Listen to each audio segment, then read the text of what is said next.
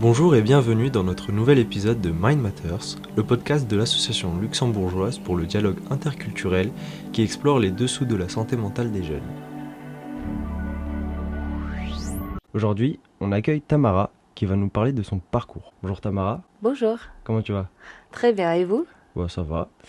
Est-ce que tu peux nous raconter, s'il te plaît, ton parcours, ce qui t'a donné envie d'accompagner les jeunes dans la vie? Comment t'en es arrivé à ce choix de vie? Alors, moi j'ai grandi en Serbie, Bosnie, Italie et Luxembourg avec très tôt une ouverture à des différentes cultures et donc j'étais confrontée à une réalité du terrain liée à l'apprentissage et le plaisir et je me suis donc dit que ce serait intéressant de combiner le travail avec ce que j'aime dans ma vie de tous les jours.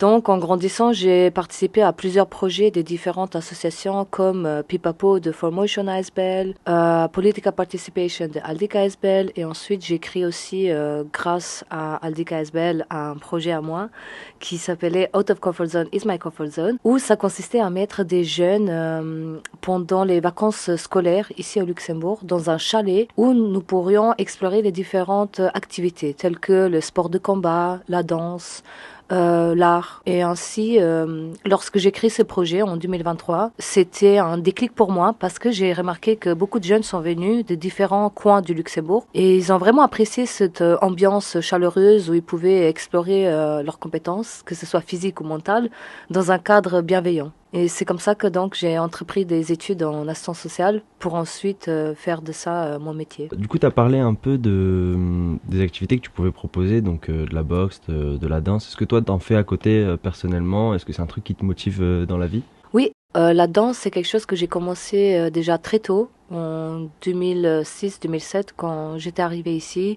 Je dansais beaucoup dans le foyer des réfugiés où nous étions en groupe avec d'autres jeunes. Ensuite, il y avait cette époque de Amilius. Je ne sais pas si vous connaissez l'époque-là. C'était au Luxembourgville, on avait un sous-sol qui s'appelle, c'était le Habilius. Et donc, au sous-sol, il y avait des jeunes qui se retrouvaient et on dansait ensemble, on pratiquait la danse, que ce soit breakdance, hip-hop, et aussi d'autres ouvertures de danse comme le looking, popping. Et c'est comme ça que j'ai beaucoup apprécié la danse. Et j'ai bien aimé transmettre justement ce partage et ce moment convivial par un outil qui est la danse. De se retrouver, et pas juste pour se retrouver, mais se retrouver pour créer quelque chose ensemble. Tu m'as dit aussi que t'as commencé de la boxe aussi à côté. Tu t'en fais aussi pareil depuis 2006-2007 ou différemment? Enfin, dis-moi. Non, effectivement, la boxe, c'est quelque chose qui est venu vers moi en 2023. Ah oui, c'est 2023, récent. c'est récent, effectivement. J'avais une amie qui allait à la boxe. En plus, ce qui est un peu, c'est une coïncidence, c'est drôle, c'est que les cours proposés de boxe sont des cours actuels du travail que j'ai en ce moment. Ok. Et à l'époque, lorsque j'ai commencé la boxe en 2000, c'était 2022-2023, c'était une amie qui m'a dit que ce serait cool si je venais avec elle à la boxe. Et donc, tout naturellement, je l'ai suivie, j'ai participé au cours. Et ensuite, en 2024, en mai, j'ai eu une proposition d'intégrer le projet Street Sport où je pratiquais des cours de boxe pour faire de ça mon métier et être la coordinatrice du projet. Et du coup, quand tu as investi cette activité street sport, tu l'as proposé aux jeunes, comment ils l'ont accueilli, qu'est-ce qu'ils en ont pensé, dis-moi. Oui, ensuite, ce qui est important aussi à dire, c'est que à l'époque, en 2016, 2017, 2013, 12, c'était toute une époque où j'étais aussi assez jeune, entre mes 16 ans à mes 25 ans. J'allais partout faire la danse, je pratiquais beaucoup de danse et donc je pratiquais aussi la danse dans ce projet Street Sport parce qu'il proposait des workshops de danse dans des différents endroits ici au Luxembourg, dans des différentes salles de fitness. Et ensuite, ce qui est important aussi de dire, c'est que le projet Street Sport ne vient pas de moi. Ce n'était pas mon idée à moi de le créer. C'était un projet qui est porté par Interaction ASBL dans le cadre du service Streetwork. C'était Monsieur Miomir Vijovic qui avait mis en place ce projet il y a 20 ans parce qu'il s'est dit que ce serait bien d'offrir aux jeunes du quartier un espace sain et bienveillant où ils peuvent se dépasser et s'exprimer. Du coup, tu penses que cette activité, cette mise en place d'activité, elle a eu un impact sur la santé physique et mentale des jeunes que tu as accueillis? Oui, en ce moment, ça fait déjà 2 ans que je travaille dans le projet et je remarque qu'il y a beaucoup de bienfaits. Le sport, il a beaucoup de bienfaits sur la santé mentale. que ce soit des jeunes, même de nous plus âgés, plus adultes, parce que je participe également lors des différentes séances de boxe pour justement être là avec les jeunes, souffrir avec eux, transpirer et en même temps comprendre ce qu'ils vivent dans leur quotidien et créer des liens. Donc je remarque qu'il y a vraiment une grande différence entre lorsque la personne est bien et lorsqu'elle sort du cours de boxe. Il y a un apaisement naturel qui se fait à la fin d'un Ok. cours ou d'une séance épuisante. Du coup, tu vois les jeunes avant l'intégration à cette activité. Toi, qu'est-ce que tu penses du coup de leur santé mentale? Est-ce qu'il y a des problèmes actuels qui influent sur leur santé mentale ou c'est quoi ton avis sur le sujet? Par rapport à la santé mentale des jeunes et surtout des plus âgés, je pense qu'on est tous confrontés à, on va dire, parfois et surtout en ce moment à des crises existentielles où nous sommes impactés par les réseaux sociaux, nous sommes impactés par ce que la société elle attend de nous et ce que on est en train de vouloir faire comme chemin de vie. Donc vu qu'il y a tout ce changement, je pense que selon moi, c'est toujours mon avis personnel à moi, c'est que les jeunes, ils sont souvent confrontés tout seuls à tout ce qu'ils peuvent voir sur les réseaux sociaux et l'impact que ça a sur eux, sur ce que les adultes attendent de eux.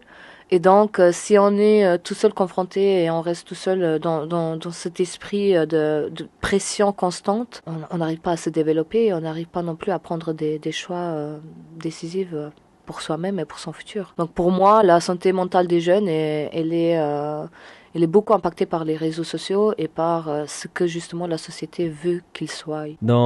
Dans ce que tu as dit, j'ai surtout retenu la solitude à laquelle les jeunes peuvent être confrontés, comme tu as dit, face aux diverses situations qu'on peut voir sur les réseaux, à la pression, que ce soit des adultes en général, mais du coup des parents ou de la famille. Est-ce que toi, au travers des différents projets que tu as pu réaliser, les jeunes que tu as accompagnés, tu as pu les soutenir, tu as pu aider des gens? Est-ce que tu as déjà été confronté à certaines situations où vraiment des jeunes étaient en grande difficulté mentale? Oui, j'ai eu plusieurs jeunes que j'ai pu accompagner durant ces 2 années dans le cadre du projet Street Sport.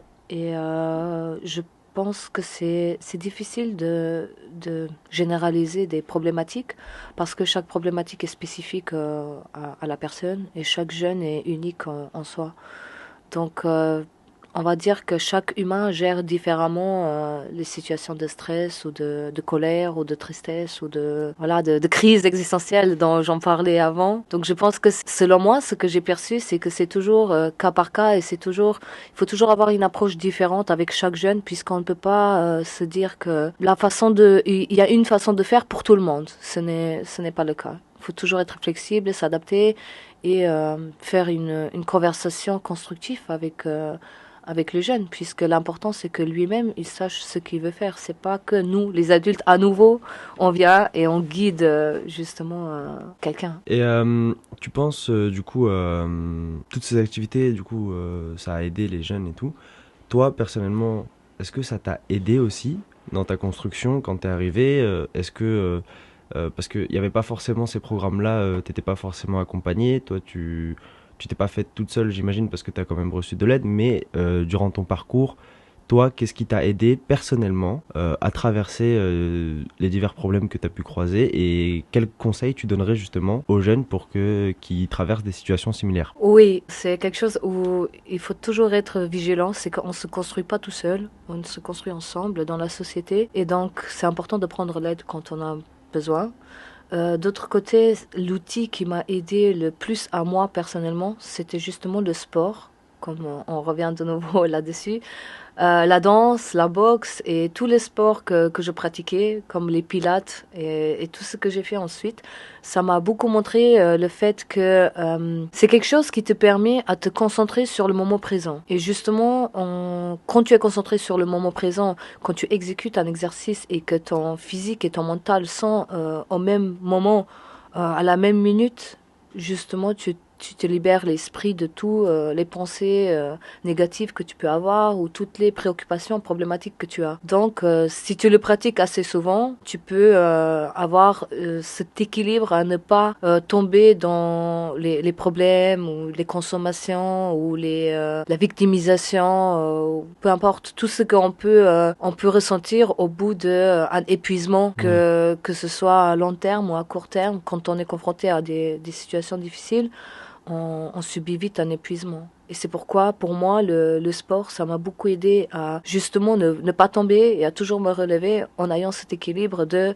me ressourcer dans un point où je me retrouve, où je pense qu'au moment présent et pas à régler des problèmes, justement. Ok, bah écoute, merci beaucoup Tamara pour cet échange. Franchement, ça m'a fait plaisir. Du coup, ce qu'on retient, c'est que vraiment, n'hésitez pas, si jamais vous êtes dans le besoin, à trouver quelqu'un qui se rapproche de vous, qui pourra vous aider à traverser des situations, parce que comme l'a dit Tamara, on ne se construit pas tout seul, on a besoin de quelqu'un. Pour le mot de la fin, je vous souhaite que du bonheur. N'hésitez pas à trouver de l'aide encore une fois. Merci d'avoir écouté cet épisode de Mind Matters. N'hésitez pas à nous suivre sur les différents réseaux sociaux de l'association luxembourgeoise pour le dialogue interculturel. Et à bientôt pour un nouvel épisode.